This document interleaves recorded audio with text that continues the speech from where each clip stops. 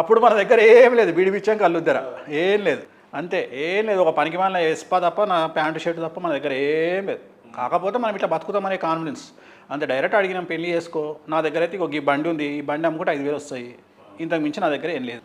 అంతే. మెడలో ఒక $1 ఉండేది అప్పుడు, అన్నమయ్య సినిమాల ముహూర్తం పెట్టినప్పుడు ఒక $1 ఉండే. ఆ డాలరు మొత్తం కలిపితే మనం మొత్తం కౌంట్ చేసిన 50,000 కూడా ఉండదు. ఇగో నా జీవితం ఇది, నమ్మితే పెళ్లి చేసుకో, లేకుంటే లేదు. ఉద్యోగం కూడా లేకుండా పెళ్లికి ఏం ఉద్యోగం మాట, మీరు చాలా పెద్ద మాట మాట్లాడారు. నా గరకానా అటుక చెప్తున్నా కదా, బీడి పిచ్చాం కళ్ళుద్దరా, ఇంతకంటే పెద్ద మాట నేను మాట్లాడే కదా. ఇక అట్లాంటి స్టేజ్లో నన్ను పెళ్లి చేసుకుంది. సో అట్లాంటి స్టేజ్ని నన్ను గెస్ట్ చేసి పెళ్లి చేసుకుంది అంటే ఇక నేను ఆమెను ఎట్లా చూసుకోవాలి? సో నేను ఒకటే చెప్తాను, నేను ఈ సమాజానికి, ప్రస్తుత సమాజంలో నేను చెప్పేది ఏంటంటే, పెళ్లి అనేది చాలా కష్టమైన సందర్భంలో భార్యను బిడ్డగా చూసుకుంటే సక్సెస్ ఉంటుంది. సో నేను ఎప్పుడూ నా భార్యను బిడ్డగానే చూసుకున్నా తప్ప నేను భార్యను భార్యలా చూసుకోలేదు. ఎలా ఉంటుంది సార్ మీ ఇద్దరి బంధం కానీ బాండ్ కానీ? ఏముండదు ఇంకా, అంటే అదే చెప్తున్నా నేను, అంటే అబద్ధాలు ఏమి ఉండవు లైఫ్లో అబద్ధాలు ఏమి ఉండవు. అంటే నేను ఇప్పుడు బ్యాంకాక్ ఒకరోజు బ్యాంకాక్ పోతా అని నేను అంటే, మిర్రర్స్ అని ఉంటుంది, మీకు ఐడియా ఉన్నది.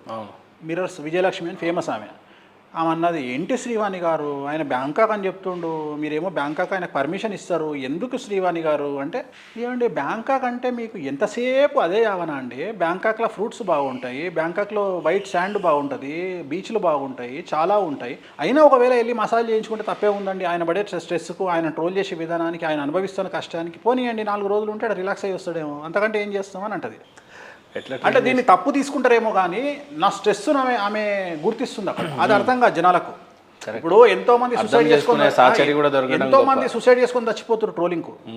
అట్లాంటిది నేను సర్వైవ్ అవుతున్నా అంటే నాకు తన సపోర్ట్ ఉండడం బట్టే కదా నేను సపోర్ట్ అయ్యేది. ఇవాళ నేను నిలబడ్డా అంటే, ఇప్పుడు ఎంతసేపు రాకెట్ ప్రయోగానికి ఇంజన్ ఎవడు గుర్తించడు, రాకెట్నే గుర్తిస్తారు. కానీ ఇంజన్ అనేది కక్షలోకి ప్రవేశించడానికి ప్రధానమైనటువంటి వస్తువు. ఆ వస్తువు ఒక కక్షలోకి వెళ్ళిన తర్వాత ఇంజన్ ఊడిపోయి సముద్రంలో పడిపోతుంది. కానీ అక్కడి వరకు కక్షలోకి వెళ్ళడానికి అది ప్రధానం. ఇవాళ వేణుస్వామి కక్షలోకి వెళ్ళడానికి ప్రధానమైనటువంటిది నా భార్య. మళ్ళీ లవ్లో పడాలేమో ఇప్పుడు మేడం మళ్ళీ. తను విచిత్రమైన విషయం, మనం ఇంటర్వ్యూ చేసే టైంకి తను బ్యాంకాక్లో ఉంది. ఇది కదా జాతి. మా పాప అందరు కలిసి బ్యాంకాక్ వెళ్ళారు. సో షాపింగ్కి ఏదో వెళ్ళారు. తను ఐ థింక్ ఒక 1 వీక్లో ఒక మీకు చాలా పెద్ద ప్రోగ్రాం చేయబోతుంది భారతదేశంలో. చాలా పెద్ద ప్రోగ్రాం, తన వైపు ప్రపంచమంతా చూసే పరిస్థితి వస్తుంది. I'm very happy. నా జీవితంలో నేను నా 15-20 ఏళ్ళ సర్వీస్లో మిమ్మల్ని చాలా తక్కువ అంచనా వేసినా, బట్ మీరు ఖతర్నాక్ తెలియరు. మీరు ఖతర్నాక్ తెలియరు. మీరు అడిగిన ప్రశ్నలు అబ్బో మామూలుగా లేవు. మొన్న చిన్నజీవ స్వామి వారి ఇంటర్వ్యూ చూసిన, సో మీరు చాలా బాగా చేశారు. అండ్ ఇవాళ కూడా నేను చూసిన, extremely good. I'm very happy. అంటే ఒక సాటిస్ఫాక్షన్ ఉంది. జనరల్గా నాకు పెద్ద విషయం ఏం లేదు, మీరు అబ్జర్వ్ చేసి ఉంటారు. నేను వచ్చి కూర్చొని ఎక్కడ కూడా నా దగ్గర పేపర్ పెన్ను కానీ ఏం లేదు, మీరు అబ్జర్వ్ చేసి ఉంటారు. సో ఏ ఇంటర్వ్యూకైనా ఇవాళ వరకు నా జీవితంలో ప్రిపరేషన్ అనేది లేదు, వచ్చి ఇట్లా కూర్చొని ఇట్లా చెప్పేసి వెళ్ళిపోతాను నేను.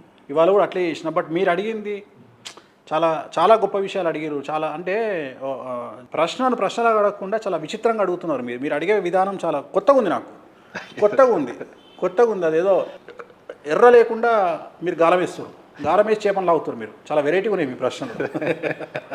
Thank you so much sir. అనేక ట్రోల్స్లను ఎదుర్కొన్న తర్వాత ఇంత ధైర్యంగా, ఇంత గట్ ఫీలింగ్తో నిలబడ్డ మీ ధైర్య సాహసాన్ని ఏ రకంగా చూడవచ్చు అంటే, యంగ్స్టర్స్ చాలా విధాలుగా నేర్చుకోవచ్చు. చిన్న కష్టాలకే భయపడిపోయిన తర్వాత కోట్లాది మంది, లక్షల మంది కాదు, కోట్లాది మంది శత్రువులాగా ఎవరున్నారో అందులో తెలీదు. అంటే ఒక మందలాగా ఉన్నప్పుడు పులి ఎవరో నక్కెవరో తెలీదు, అది 2 మందలుగా విడిపోయినప్పుడే తెలుస్తుంది. అయితే మీకున్న ఫ్యాన్ బేస్ ఎంత పెద్దదో, ట్రోల్ బేస్ ఎంత చిన్నదో అది రాను రోజుల్లో ఖచ్చితంగా తెలుస్తుంది. అండ్ చివరిగా సార్, మీ జీవిత ఆశయం గురించి అడిగినప్పుడు చాలా గొప్పగా చెప్తారు, చాలా ఏదో మాయమాటలు చెప్తారు అనుకున్నా. బట్ ఎవరికైనా ప్రధానంగా ఫ్యామిలీయే ఇంపార్టెంట్. ఆ ఫ్యామిలీ గురించి మీకున్న రెస్పెక్ట్కి నిజంగానే నేను చాలా నేర్చుకున్నాను. నేనే కదా, అనేక మంది ఫ్యామిలీ ఫస్ట్ అనేది ఖచ్చితంగా అర్థం చేసుకోవాలి. అండ్ జీవిత ఆశయం గురించి చాలా పెద్దగా చెప్తారు అనుకుంటే, ఇంత బాగా చెప్తారని నేను ఇంకా అనుకోలేదు. చాలా షార్ట్ అండ్ స్వీట్గా చెప్పారు. అండ్ ఫైనల్గా అడుగుతున్నాను సార్, 2 తెలుగు రాష్ట్రాలకి వేణుస్వామి తెలియని గడపలే లేవు అన్నంతగా రీచ్ అయ్యారు మీరు.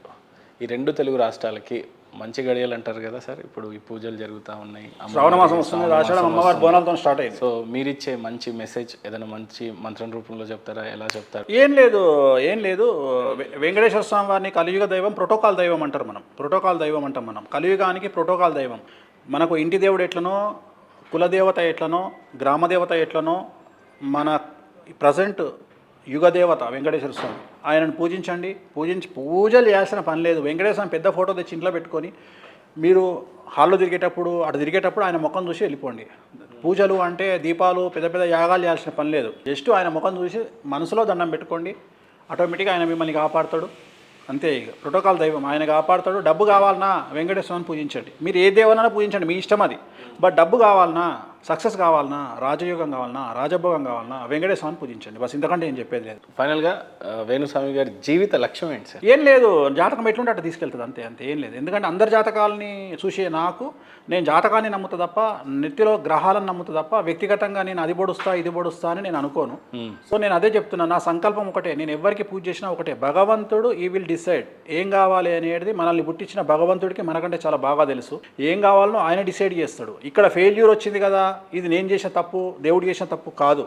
ఏది జరగాలనో ఆయనే డిసైడ్ చేస్తాడు. దీనివల్ల ఇంకేదో లింక్ పెట్టి ఇంకెక్కడికో లీడ్ తీస్తాడు. సో ఇవాళ వేణుస్వామి ప్రిడిక్షన్ తప్పయింది అంటే ఇక్కడ నుండి వేణుస్వామిని ఇంకే దగ్గరకో టర్న్ చేయడానికి దేవుడు ఆడుతున్న గేమ్ ఇది వెంకటేశ్వర స్వామి. సో అదే నమ్ముతా, 100% నమ్ముతా. చెడులో కూడా ఆయనే నమ్ముతా, మంచిలో కూడా ఆయనే నమ్ముతా తప్ప ఓన్గా నేనేదో పీకుతా, నేనేదో చేస్తా అనే టైపు నేను ఆలోచించను. వెంకటేశ్వర స్వామి ఎట్లా తీసుకపోతే అట్లనే వెళ్తా. నా లైఫ్ అట్లనే డిజైన్ చేయబడ్డది, అంతే. So super. వేణుస్వామి గారి లక్ష్యం గురించి అడిగితే దేవుడి మీదనే పూర్తి క్రెడిట్ ఇచ్చారు. ఖచ్చితంగా చాలా చిన్నవాడినైనా కూడా సార్ ఏ ఆశయం కోసం అయితే పనిచేస్తున్నారు, ఏ లక్ష్యం దిశగా మీరు వెళ్ళాలనుకుంటున్నారో, స్వామిగా మీరున్నా నేను చాలా చిన్నవాడిని మీ ముందు, బట్ అవన్నీ సిద్ధింపజేయాలని మనస్ఫూర్తిగా కోరుకుంటూ విలువైన మీ సమయాన్ని మాకు ఇచ్చినందుకు thank you so much sir. ఓం నమో వెంకటేశాయ. ఓం నమో వెంకటేశాయ. Thank you sir.